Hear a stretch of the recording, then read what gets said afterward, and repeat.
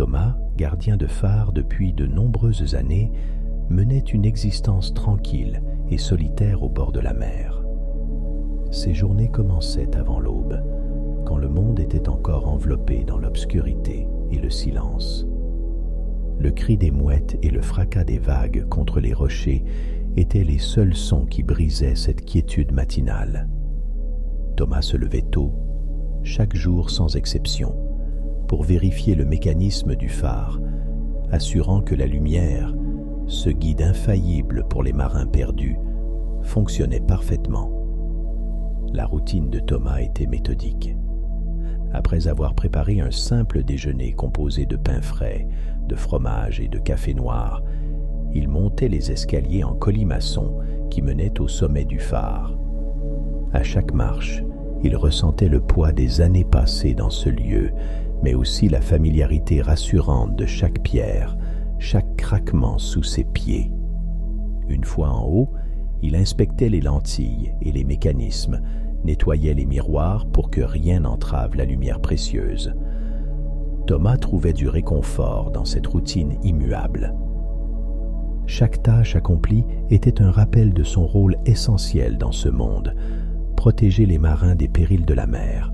Son esprit était souvent emporté par des réflexions profondes tandis qu'il travaillait. Il pensait à la mer, immense et mystérieuse, à la fois nourricière et destructrice. Il méditait sur la nature humaine, sur les vies qu'il avait indirectement sauvées, sur les visages inconnus des marins qui avaient pu regagner la sécurité grâce à la lumière de son phare. Après avoir terminé son travail du matin, Thomas se rendait souvent sur la plage. Là, il s'asseyait sur un rocher, observant l'horizon infini, se laissant bercer par le murmure des vagues. Ces moments de contemplation étaient précieux pour lui. Ils lui permettaient de trouver la paix intérieure, une harmonie avec l'univers qui l'entourait. La solitude de Thomas n'était pas une malédiction, mais un choix délibéré. Il avait toujours été attiré par cette existence isolée, loin du tumulte des villes, où il pouvait se livrer à une introspection profonde. Le phare était son sanctuaire. À l'intérieur, les murs de pierre résonnaient des souvenirs des années passées ici. Les étagères étaient remplies de livres jaunis par le temps, des récits de voyages maritimes, des traités de philosophie, des romans classiques. La lecture était une autre de ses grandes passions. Elle nourrissait son esprit et l'emmenait dans des mondes lointains, tout en restant ancré dans la réalité de son rôle de gardien de phare. Lorsque le soleil commençait à décliner, Thomas allumait la lanterne du phare. Il regardait la lumière puissante percer les ténèbres naissantes, un sentiment de fierté l'envahissant. Il savait que cette lumière était un symbole d'espoir pour les marins en mer, une promesse de sécurité au milieu de l'incertitude. Chaque soir, il restait un moment à contempler cette lumière, se laissant absorber par sa lueur hypnotique. Le vent soufflait fort ce soir-là, et Thomas sentait une odeur salée dans l'air, plus forte que d'habitude. Il savait que cela annonçait une tempête. Mais il n'avait pas peur. Il avait affronté de nombreuses tempêtes durant sa vie de gardien de phare. Elles faisaient partie intégrante de son existence. Elles étaient à la fois un défi et une confirmation de la nécessité de son travail. Il fermait les fenêtres et vérifiait que tout était bien sécurisé avant de se retirer dans son modeste logement. La nuit, Thomas écrivait souvent dans son journal. C'était un rituel qui l'aidait à structurer ses pensées, à mettre des mots sur ses réflexions les plus intimes. Ses écrits étaient empreints de poésie, de sagesse et d'une profonde compréhension de la condition humaine. Il écrivait sur la mer, sur la solitude, sur la lumière et les ténèbres, sur les rêves et les réalités. Il écrivait pour lui-même, mais aussi avec l'espoir que, peut-être un jour, quelqu'un lirait ces mots et trouverait du réconfort ou de l'inspiration. En se couchant, Thomas écoutait le grondement de l'océan, une berceuse sauvage et apaisante. Il fermait les yeux, sachant que, malgré la solitude, malgré l'isolement, il était exactement là où il devait être. Sa vie, bien que simple et solitaire, était riche de sens et de beauté. Cette nuit-là, cependant, le calme habituel de Thomas fut brusquement interrompu. Une violente tempête frappa la côte avec une fureur inattendue. Le vent hurlait, les vagues se déchaînaient, et la pluie martelait les vitres du phare avec une intensité presque effrayante. Thomas se réveilla en sursaut, alerté par le rugissement de l'océan. Sans perdre un instant, il se leva et enfila une veste imperméable avant de monter les escaliers en colimaçon pour s'assurer que la lumière du phare brillait toujours, guidant les marins à travers cette nuit tumultueuse. Au sommet, il ajusta les lentilles et renforça les attaches, veillant à ce que rien ne puisse éteindre cette flamme salvatrice. Satisfait que tout fonctionnait comme prévu, il descendit et s'arrêta un moment devant la fenêtre, observant le spectacle impressionnant de la nature en furie. C'est alors qu'il aperçut quelque chose d'inhabituel. À travers sa longue vue, Thomas distingua une silhouette sombre sur la plage, une forme humaine ballottée par les vagues. Une sensation de panique et de devoir s'empara de lui. Il saisit rapidement une lampe torche, une corde et une couverture, puis sortit affronter la tempête. La pluie fouettait son visage et le vent s'opposait à chacun de ses pas, mais Thomas avançait résolument vers la plage. Lorsqu'il atteignit enfin la silhouette, il découvrit une jeune femme inconsciente, battue par les vagues et frigorifiée. Sans perdre un instant, il enveloppa son corps frêle dans la couverture, l'attacha soigneusement avec la corde pour éviter qu'il ne soit séparé par la mer déchaînée, et commença le difficile retour vers le phare. Le trajet de retour fut ardu, mais Thomas ne faiblit pas. Chaque pas était une lutte contre les éléments, mais il tenait fermement la jeune femme contre lui, déterminé à la sauver. Ils atteignirent enfin la porte du phare, et Thomas la poussa pour les abriter à l'intérieur. Trempé et essoufflé, il posa délicatement la jeune femme sur son lit et se mit à la tâche de la réchauffer. Il alluma un feu dans la cheminée et prépara une tisane chaude, le parfum apaisant de la camomille emplissant l'air. La chaleur du feu commençait à chasser le froid de leurs vêtements trempés. Thomas observa la jeune femme, ses paupières frémissant alors qu'elle émergeait lentement de l'inconscience. Ses yeux s'ouvrirent finalement, révélant un regard confus et vulnérable qui rencontra celui, inquiet, de Thomas. Sans dire un mot, il lui tendit une tasse fumante, ses mains légèrement tremblantes, montrant son appréhension. Elle accepta la tasse avec des mains tout aussi tremblantes, ses doigts fins s'enroulant autour de la chaleur réconfortante. Ils échangèrent un regard intense, une communication silencieuse, pleine de gratitude et de curiosité mutuelle. Les flammes dans la cheminée dansaient sur leurs visages, créant une atmosphère intime et protectrice. La tempête faisait rage dehors, les vents hurlaient et la pluie martelait les vitres du phare, mais à l'intérieur, une paix inattendue s'installa. Thomas s'occupa de la jeune femme avec une attention délicate. Il ajusta les couvertures autour d'elle, s'assurant qu'elle était confortable et bien réchauffée. Il replaça doucement une mèche de cheveux collée par la pluie derrière son oreille, son geste empreint d'une tendresse instinctive. Peu à peu, elle retrouva ses forces. Ses joues pâles reprirent une teinte plus rosée grâce à la chaleur du feu et à la tisane. Thomas resta près d'elle, la surveillant attentivement, prêt à répondre à ses besoins. « Comment vous sentez-vous » demanda-t-il enfin, sa voix douce, brisant le silence apaisant. elle prit une gorgée de tisane, ses mains tremblant encore légèrement. « Mieux, merci. » Sa voix était faible, mais il y avait une lueur de détermination dans ses yeux. « Je m'appelle Thomas. Et vous ?» demanda-t-il doucement. Elle le regarda avec des yeux grands et expressifs remplis de confusion. « Marina, » dit-elle enfin, sa voix à peine plus qu'un murmure. « Mais je ne sais pas ce qui m'est arrivé. Je ne me souviens de rien. » Ses yeux étaient tentés par une confusion palpable, une sorte de brouillard qui voilait ses pensées. Chaque gorgée qu'elle prenait semblait être un effort conscient pour retrouver un semblant de normalité. Thomas pouvait voir l'incertitude inscrite dans son regard, une lutte silencieuse pour comprendre son passé et sa situation actuelle. Il posa une main rassurante sur son épaule. « Tout va bien, Marina. Vous êtes en sécurité ici.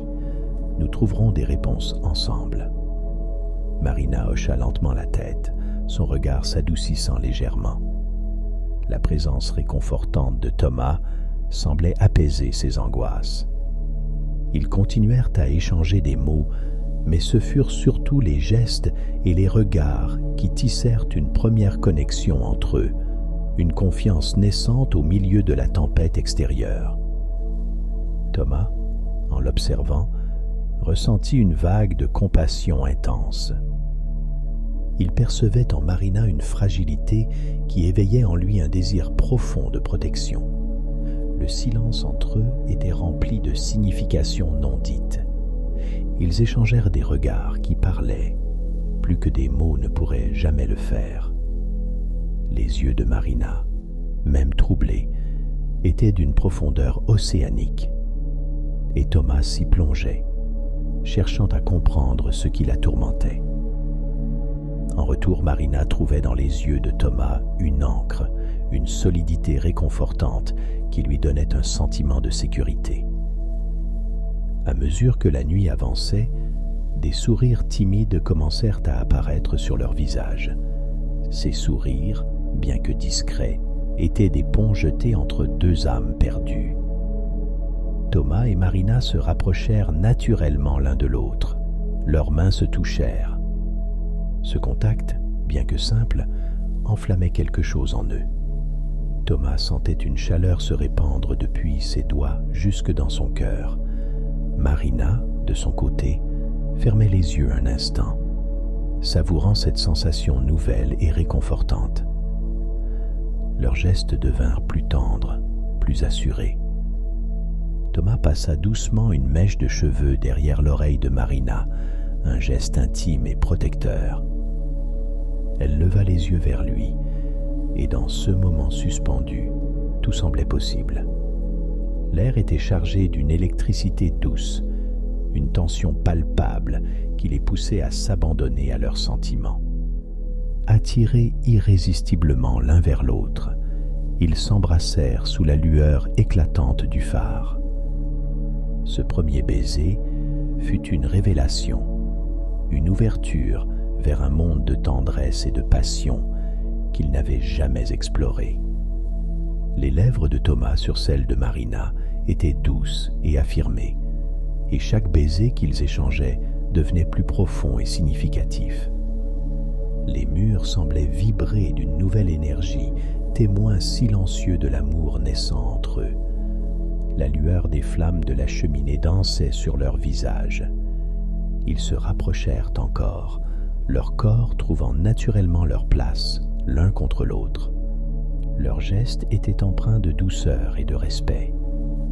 Thomas caressait le visage de Marina, ses doigts suivant les contours délicats de sa mâchoire, de ses joues, de ses lèvres.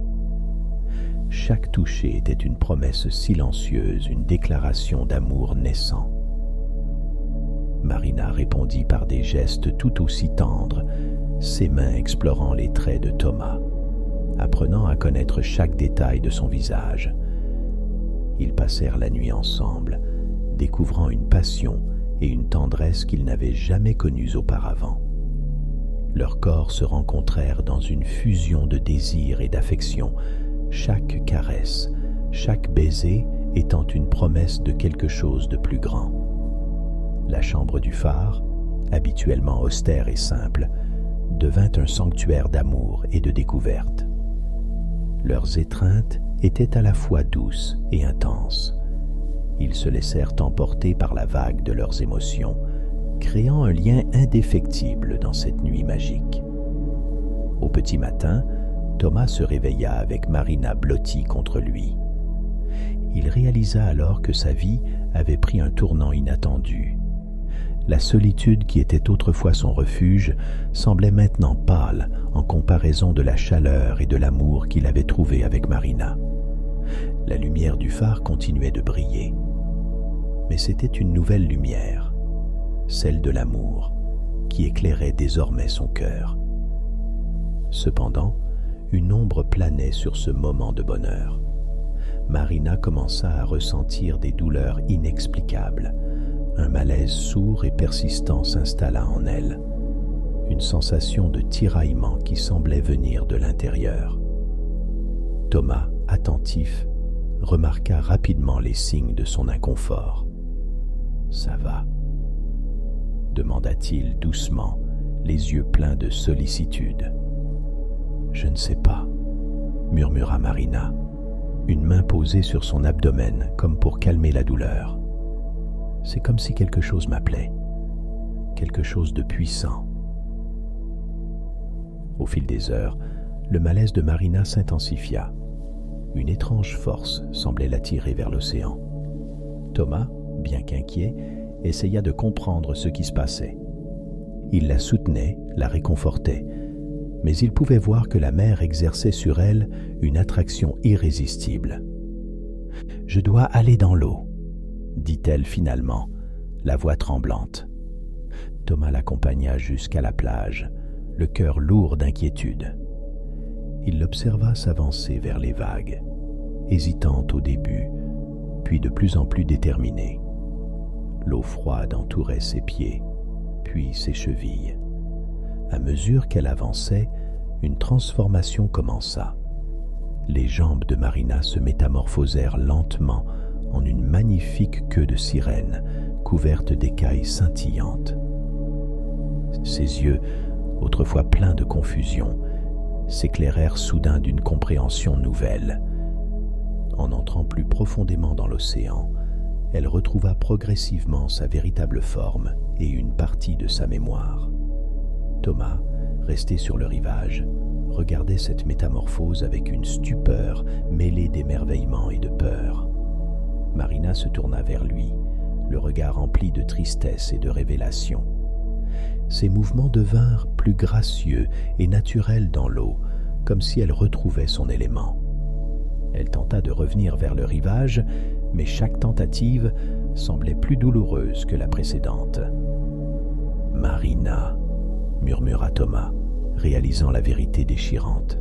« Tu appartiens à l'océan. » Marina acquiesça, les larmes se mêlant à l'eau salée autour d'elle. « Je me souviens maintenant, Thomas. Mon véritable instinct m'empêche de rester ici, sur Terre.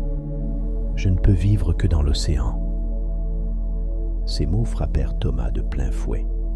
Il ressentait une douleur aiguë à l'idée de perdre Marina, mais au fond de lui, il savait qu'il devait accepter cette réalité.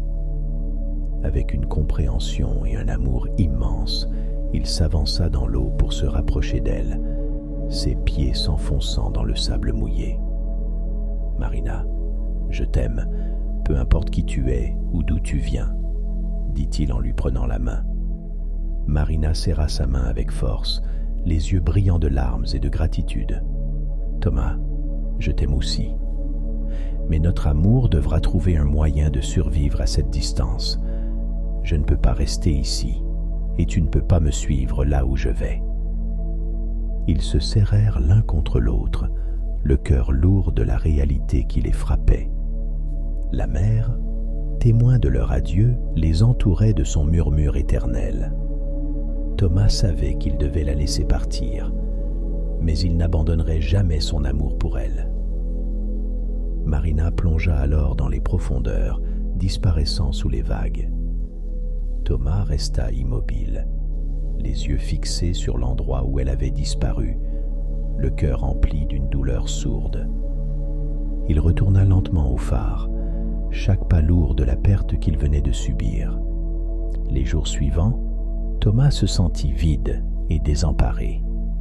Il reprit ses tâches habituelles, mais chaque geste était empreint d'une mélancolie profonde. La solitude qu'il avait autrefois embrassée lui pesait désormais comme jamais auparavant. Il passait des heures à regarder l'horizon, espérant apercevoir un signe de Marina. Les jours passèrent, et Thomas continua à mener sa vie de gardien de phare avec une routine bien établie, mais le manque de Marina pesait lourdement sur son cœur. Chaque matin, il montait les escaliers en colimaçon pour allumer la lanterne, toujours en espérant secrètement voir sa bien-aimée réapparaître. Ses pensées étaient constamment tournées vers elle, et même la beauté sauvage de l'océan ne parvenait plus à le réconforter. Un soir, alors que le crépuscule enveloppait le phare, Thomas remarqua une étrange lueur bleue scintiller au sommet. Intrigué et légèrement inquiet, il monta précipitamment les marches pour découvrir l'origine de cette lumière inhabituelle. En arrivant au sommet, il fut ébloui par une lumière bleue intense qui émanait de la lanterne, illuminant toute la pièce d'une manière surnaturelle. Thomas s'approcha prudemment et observa la lumière de plus près. À l'intérieur de la lueur, il perçut des formes mouvantes, des vagues ondulantes, et au centre, une figure éthérée. Ses yeux s'agrandirent de surprise lorsqu'il reconnut le visage de Marina, radieux et paisible, flottant au cœur de la lumière. « Marina » murmura Thomas, la voix tremblante d'émotion. La lumière bleue sembla pulser en réponse, et une voix douce et apaisante emplit la pièce, résonnant dans son esprit. « Thomas, mon amour, je suis ici avec toi. » Les larmes aux yeux, Thomas tendit la main vers la lumière, sentant une chaleur réconfortante envelopper ses doigts. « Marina, je t'aime tellement.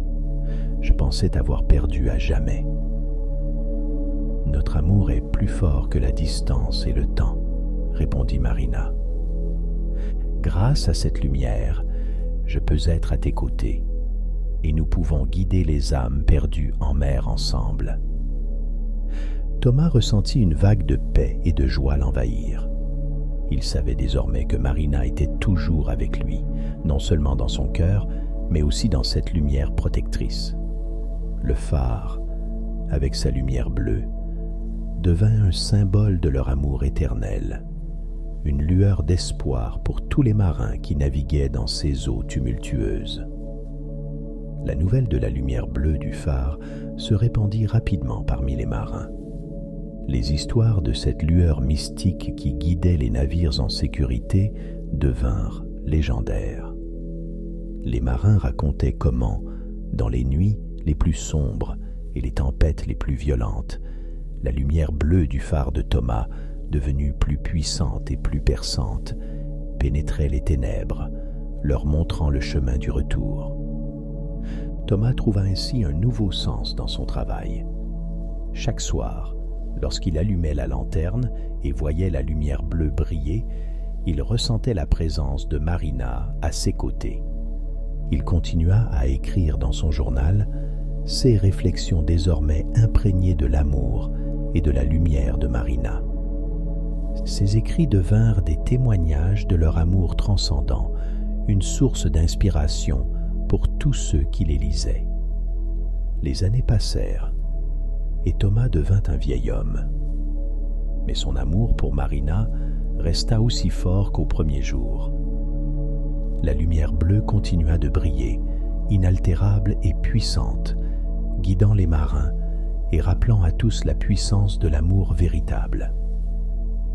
Un soir, sentant ses forces diminuer, Thomas s'assit près de la lanterne, la lumière bleue illuminant son visage fatigué.